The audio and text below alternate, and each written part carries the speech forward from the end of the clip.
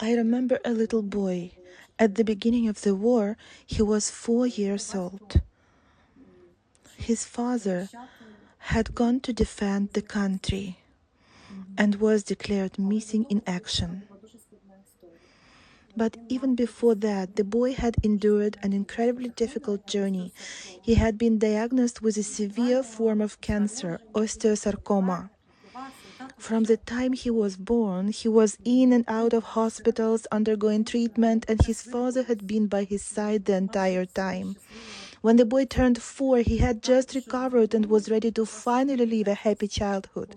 But then his father went to war and was reported missing in action. For the next 2 years, everyone kept telling the boy that his father was returned, pointing to a photo on the wall and saying, "Here is your father, he will come back." 2 years later, news came that his father had been killed. But there was nobody to say goodbye to, no way to part with him. The boy regressed in his development. At that time, he was already attending school, but he began speaking like a 3-year-old and never spoke about his father, never.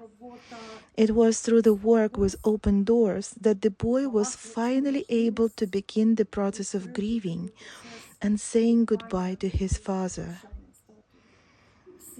The methods we had been trained in here made it possible for him to recover developmentally, to speak as a child his age should, to understand his loss, to grieve it, and despite these hard times, to simply live, to simply be a child again.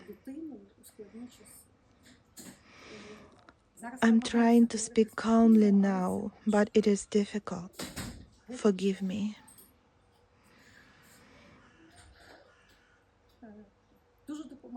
One method in particular, recommended by Katerina, was especially helpful. I apologize. When he could not bring himself to speak about his father, she suggested a symbolic exercise, asking the child to compare each family member to an animal. He began with his father, and for the first time he spoke about him. He said, "Dad is a lion because Dad is our protector." That was the beginning of his healing journey. Today he knows how strong he is, how strong his arms and legs are, what he is capable of overcoming in this life, and the positive things he believes about himself. This story will always stay with me, always.